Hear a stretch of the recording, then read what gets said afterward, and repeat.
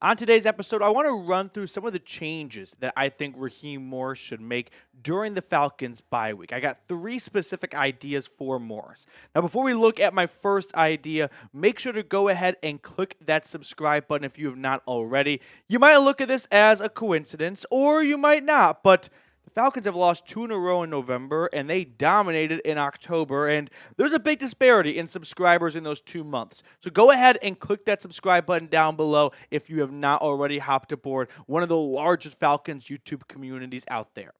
So bye week changes I'd like to see Raheem Morris and the coaching staff implement. First one is no more walkthrough Wednesdays. It is clearly not working out for the Falcons to have this approach of, hey, we want to find this balance of not getting too physical in practice and not getting injured and some friendly fire, but ultimately paying a real price on Sunday when you get your butt kicked, as Raheem Morris put it, 38-6 in Denver. I saw this tweet after the Broncos just demolished the Falcons. From D. Orlando Ledbetter, Falcons have to ditch those walkthrough Wednesdays and have some actual football practice. Players didn't respond properly. They have been outscored 58-23 on walkthrough Wednesday weeks. Walkthrough Wednesday weeks sound like something you earn. You haven't earned a walkthrough Wednesday in a little while. They haven't looked very good. 2 straight losses. So those are going out the window, because the Falcons defense simply can't afford to miss out on an opportunity to even get marginally better, because they are getting destroyed out there. Look at the numbers so far this season. Dead last in sacks. They are 28th in yards after the catch. 1,300 yards on the dot. Just casually 18th, which you might look at as, that's not so bad. It's not great. It just looks okay because it's not 32nd or 28th like the other two metrics. And I think those last two metrics are very much tied together, because yards after the catch usually happens as a result of missed tackles. And you might look at 18th and go, that's not too shabby. I think we're kind of beating a dead horse here. No, let me tell you why I think it's worse than 18th. There is one man who is keeping it together, and that is Kaden Elliss. He leads the team in tackles with 98. Remarkably, he only has 3 missed tackles this year. Kaden Elliss is the only guy that's keeping things afloat when it comes to the rest of the defense not being an eyesore on the box score when it comes to missed tackles, because Elliss does a bulk of the tackling. He does his end of the bargain. He doesn't miss many tackles, but the rest of the defense does. So when you look at 18th, that's really just Kaden Elliss dragging them from being close to 32nd to near middle of the pack, because he doesn't miss tackles. The rest of them are. And so I think that comes back to fundamentals in practice. These lazy arm tackles they're throwing out there that the teams are running through, get it down in practice. The pass rush especially needs every rep possible. I am looking at it like this is varsity high school. We just need to get better every single week. And it might seem pretty difficult to do, because when you're at the NFL level, it feels like they're kind of at their peak and they are who they are. And if you're a good player, you're going to stay good because you've been good your whole life. And if you're not so good in the NFL, there's no way you can rise above, no pun intended, for the rest of the crowd. But no, they are going to have to go back to fundamentals. They are going to have to go back to day one stuff of learning to tackle and learning to get after the quarterback and sack the quarterback. Plus, Jake Matthews and Caleb McGarry, they could use some real competition in practice, because I watched the Broncos edge rushers, Nick Bonito in particular, just run circles around these two offensive tackles and get to Kirk Cousins. So a major change is needed. When you are dead last in sacks, whatever you've been doing up to this point, and it's now week 12, is clearly an epic failure in every possible way. They have to change things up. Now, before we look at the other changes I want to see Atlanta make, I do want to give a big shout out to our sponsor today, and that is Factor. Notice how the days are shorter, but your to-do lists aren't? Power through your busy days with Factor's no prep, no mess meals. From breakfast to dinner and anything in between, Factor has easy, nutritious options to keep you fueled up and feeling your best. Don't let shorter days slow you down. Stay energized with America's #1 ready-to-eat meal delivery service. Because Factor's meals are chef prepared and dietitian approved, you're going to love not only how Factor meals taste, but also how they support your goals. Find guilt-free comfort foods like home-style chicken and gravy and loaded mashed potato pork chops. Feel-good vegan options like sweet potato and chickpea curry, and globally inspired flavors like Peruvian shrimp and red pepper grits. Use your time more efficiently, so important during these dark months. Let Factor take shopping, prepping, cooking, and cleaning up off your daily list of things to do. Head to factormeals.com/FalconsChat50 and use code FalconsChat50 to get 50% off your first box and 20% off your next month. That's code FalconsChat50 at factormeals.com/FalconsChat50 to get 50% off your first box plus 20% off your next month while your subscription is active. Second change for Atlanta, increased blitzing. So this one is more of an institutional change I want to see them make. This is a real X's and O's and schematic change I want to see Atlanta make, because right now, sending 4 is not getting it done. And blitzing comes with pros and cons, right?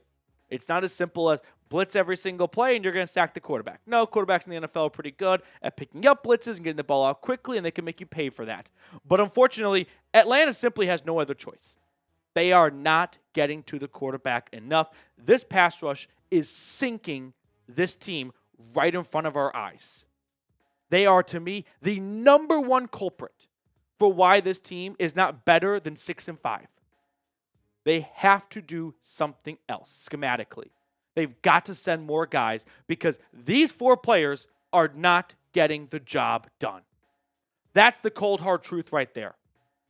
There needs to be additional reinforcements made because we cannot have any faith that Judon and Carter, or maybe Evacadian and James Smith-Williams, whoever's healthy and whatever the combination is, can get to the quarterback without some additional resources like a blitzing Caden Ellis or a blitzing Nate Landman or a corner blitz off the side. Jimmy Lake has to get creative. It's a luxury for a defensive coordinator to have 4 guys at the line of scrimmage that can get to the quarterback, and you don't have to blitz anyone, so you can drop them in coverage, and it's a best of both worlds because there's plenty of guys to pick up receivers, and your front 4 can get to the quarterback. But that luxury has been stripped away from Jimmy Lake. I somewhat empathize for him in this regard because there's a lot of blood on his hands, but ultimately he's stuck in a really tough spot here where it's either don't blitz and get carved up or blitz and maybe the quarterback carves you up. But right now we know if you do not blitz, you are going to get carved up. So I'd rather roll the dice on blitzing and maybe the quarterback finds the hot read, gets the ball out quickly, and there's a mismatch in the open field, and they run it for a big gain. But I know right now, if you don't change the status quo, if you continue like you've been coaching so far, and the percentages of blitz you bring at the quarterback each week, you are going to get torched. It is week 12. We've had 11 games of this. You have to change. It's not going to work. It's not going to magically fix itself. There's not going to be this big turnaround moment. Nope. We are in too deep for that at this point. So please, Jimmy, start blitzing because the front 4 can't get to the quarterback by themselves. So you got to get to the quarterback in the modern NFL era. Otherwise, you're doomed. So who is more to blame in your opinion? The players or the coaches? I'm really curious, so please don't be a stranger scrolling down because I feel like this could go either direction. At some point, you have to put blame on the players. I mean, it's easy to always put the blame on the coaches, and they're not the ones calling the plays. They're not the ones bringing blitzes and whatnot, but, players got to play. And right now I'm watching these one-on-one battles between these edge rushers and these offensive tackles, and the edge rushers are dialing up zero pressure on the quarterback. Third and final change I'd like to see Morris and company make. Return to play action. I don't understand what happened over the last 2 weeks, and specifically this past week in Denver. Maybe it's just a result of the score started to get away from Atlanta, but all of a sudden it felt like the Falcons offense reverted back to what we saw week 1. I mean, remember in week 1 against the Pittsburgh Steelers, Atlanta ran play action a whopping 0% of the time, which is just staggering for any quarterback. especially when your quarterback the previous 2 years ago in 2022 when Kirk Cousins played a full season led the NFL in play action. So you took him from first to 32nd. But look at the four games with the fewest amount of play action percentages called. I mean, loss, narrow win, loss. I'm not saying that if you call play action 80% of the time, you're going to win every single game. But I got 3 out of 4 losses when it comes to the fewest amount of times that the Falcons dialed up play action for Kirk Cousins. I don't think this is a coincidence. That is Kirk Cousins' strength at a quarterback. Get him under center. Get the play action game going. Get the DBs and get the linebackers to bite forward a little bit. And you've got so much speed between Ray McLeod and Darnell Mooney. And they also don't even need a half a step, but you give them a half a step because their guy bites a little bit on the play action.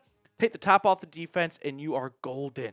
Get back to the Kirk Cousins we saw really start to dominate in his month, Kirktober. Instead, look at the last 2 weeks for Cousins. 479 total yards, 2 interceptions. I feel like it's not just a simple solution, and there's a little bit more nuance to it. But to me, at its basic core, get back to what you were doing so well in the middle of the season, which was getting into Kirk Cousins' comfort zone.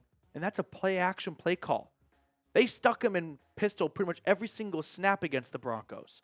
I don't know why Zach Robinson reverted back to what he was doing earlier in the year when the offense wasn't jiving as well. So looking ahead at the schedule here, going into the bye, you got the Chargers afterwards, home.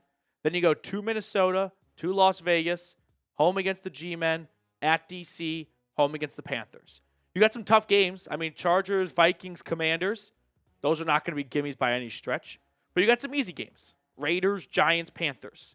So even if you just go 3-3, win the games you're supposed to, lose the games you're not supposed to win, you're talking about a team that's going to go 9-8, and that will probably be enough to get the NFC South crown back in Atlanta, probably get the 4 seed and play the 5 seed in the playoffs. Unfortunately, I think they really missed a good opportunity to do better than the 4 seed. But here we are. Can't change your record now. So what do you think the Falcons' final record is going to be? I'm going to be a half glass full guy and say they go 4-2 over the last 6 games of the season coming out of the bye, and that gets them to 10-7. And that might be enough to be the 3 seed. We'll see what happens in the NFC West. If the Cardinals emerge at 9-8, then they'll be the 4 seed, and who knows who they'll face the 5 seed. But I'm going to say 10-7 for Atlanta. Before we sign off, I just want to say thank you to everyone who hangs out with us during our watch parties. A big, big thank you, though, to the Dirty Birds Club for always going above and beyond to hang out with us and support the channel. So if you want to get added to the club to get shout-outs for the rest of the season, come watch with us during our watch parties, and a $50 super chat will get you added to the club if you're able to. Appreciate everyone for tuning in. Make sure to like the video if you haven't already. That does go a long way to support the channel, and I'll see all of your beautiful faces tomorrow.